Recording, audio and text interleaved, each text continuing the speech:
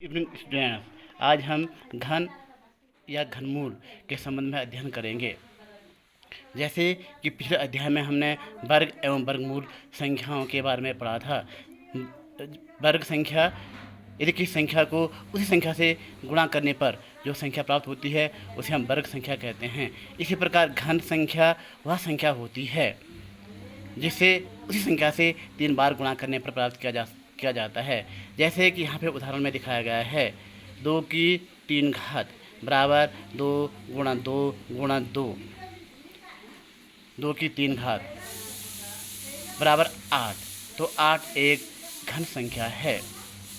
ऐसे यदि हम a को a गुणा a 3 बार गुणा करें तो a की 3 घात हो जाएगा। ये एक बीजीय व्यंजक है। ऐसे ही 1 गुणा 1 बराबर a की 3 घात, और 1 की 3 घात 1 ही होता है। जैसे अगला 3 गुणा 3 बराबर 3 की 3 घात, जो 27 के बराबर होता है।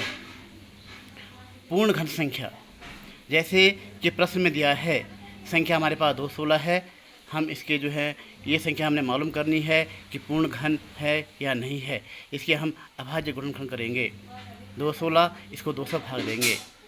2 से भाग देने पर 108 आया। फिर 108 को 2 से भाग देने पर 54 प्राप्त होता है। फिर 54 को हम 2 से भाग देते हैं, 27 प्राप्त होता है। अब 27 2 से विभाज्य नहीं है, इसलिए इसे हम 3 से भाग देंगे। 3 से भाग देने पर 9 प्राप्त होता है। फिर 3 से 9 में भाग देंगे तो 3 प्राप्त होगा। फिर 3 का भाग 3 में देंगे, 1 प्राप्त होगा। इस प्रकार 216 बराबर 2 गुणा 2 गुणा 2 गुणा 3 गुणा 3 गुणा 3, अर्थात 2 की 1 त्रिक और 3 की 1 त्रिक बनती है। और इन त्रिकों में से एक एक लेते हैं तो 2 गुणा 3 बराबर 6, अर्थात 216 का जो घन होता घन 216 जो है वो 6 का घन है, वो 6 का घन है। और 216 एक पूर्ण घन संख्या है। इसी प्रकार हम यहाँ ज्ञात करेंगे कि संख्या 100 या 100 पूर्ण घन है या नहीं है। हम 100 के भी इसी प्रकार के अभाज्य गुणन करेंगे।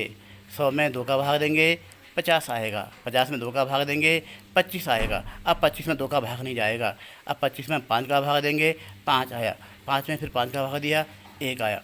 तो 100 के जो गुणनखंड होते हैं वो 2 गुणा 2 गुणा 5 गुणा 5, अर्थात इसमें 2 बार आई और 5 2 बार आया। जबकि घन होने के लिए प्रत्येक संख्या का एक त्रिक होना आवश्यक है। अतः 100 पूर्ण घन संख्या नहीं है। किसी संख्या को पूर्ण घन बनाना, जैसे कि संख्या दी गई है 400, हमने यह मालूम करना है कि यह पूर्ण घन है या नहीं। और यदि पूर्ण घन नहीं है तो किस संख्या से गुणा करने पर या भाग देने पर यह संख्या पूर्ण घन हो जाएगी, ये हमें ज्ञात करना है। संख्या 400 है। 400 2 से विभाज्य है, तो 2 का भाग 400 में देंगे, 200 बार गया। फिर 2 का भाग 200 में देंगे, 100 बार गया। फिर 100 का भाग, फिर 200 में 2 का भाग देंगे, 50 बार गया। फिर 50 में 2 का भाग देंगे, 25 बार गया। फिर 25 2 से विभाज्य नहीं है, 5 का भाग देंगे। 5 का भाग 25 में 5 गया, 5 बार गया। फिर 5 का भाग 5 में देंगे, 1 बार गया। इस प्रकार 400 इसके अभाज्य गुणनखंड होते हैं 2 गुणा 2 गुणा 2 गुणा 2 गुणा 5 गुणा 5। उपरोक्त गुणनखंडों को देखने पर हमें 2 की एक त्रिक मिलती है, 1 2 शेष बच जाता है और 5 की कोई त्रिक नहीं प्राप्त नहीं होती। अर्थात इससे स्पष्ट होता है कि 400 एक पूर्ण घन संख्या नहीं है। अब त्रिक बनाने के लिए हम ये देखते हैं कि प्रत्येक संख्या की एक त्रिक होनी आवश्यक है। तो 2 शेष बच गया। इसको त्रिक बनाने के लिए 2 गुणा 2 और 5 को त्रिक बनाने के लिए गुणा 5, अर्थात 2 गुणा 2 गुणा 5 से हम गुणा करेंगे और गुणा करने पर 401 पूर्ण घन संख्या बन जाएगी। अर्थात हम 400 को 20 से गुणा करेंगे तो ये पूर्ण घन संख्या हो जाएगी। अगली समस्या हमारे पास है, वह संख्या ज्ञात करो जिससे निम्न संख्या में भाग देने पर पूर्ण घन संख्या बन जाए।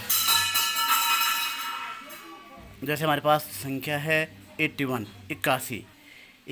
हम क्या करेंगे, 81 का के अभाज्य गुणनखंड करेंगे। इसके जो गुणनखंड होते हैं, 81 में 3 का भाग देंगे 27 बार गया, फिर 3 का भाग 27 में देंगे, फिर 9 बार गया, फिर 3 का भाग 9 में देंगे 3 बार गया, फिर 3 का भाग 3 में देंगे 1 बार गया। तो 81 के जो अभाज्य गुणनखंड आए वो 3 गुणा 3 गुणा 3 गुणा 3। स्पष्ट है कि स्पष्ट है कि 81 में 3 से गुणा देने पर यह संख्या पूर्ण घन हो जाएगी, क्योंकि जब 81 में 3 का भाग देंगे तो 27 आएगा, और 27 जो है एक पूर्ण घन संख्या है। ऐसे ही अगला उदाहरण है 192 192 192 के अभाज्य गुणनखंड करने पर 192 में 2 का भाग देंगे 96 आएगा, 96 में 2 का भाग देंगे 48 आएगा, 48 में 2 का भाग देंगे 24 आएगा, 24 में 2 का भाग देंगे 12 आएगा, 12 में 2 का भाग देंगे 6 आएगा, 6 में 2 का भाग देंगे 3 आएगा, और 3 में 3 का भाग देंगे 1 आएगा। अर्थात 192 के जो गुणनखंड होते हैं वो 2 गुणा 2 गुणा 2 गुणा 2 गुणा 2 गुणा 2 गुणा 3। उपरोक्त गुणनखंडों में 2 की तो दो त्रिक बन गई, लेकिन 3 जो है एक ही भाग रखा है। अतः उपरोक्त संख्या को हम जो है 3 से भाग देंगे तो यह संख्या जो है पूर्ण घन हो जाएगी। धन्यवाद। अगला चैप्टर अगले दिन।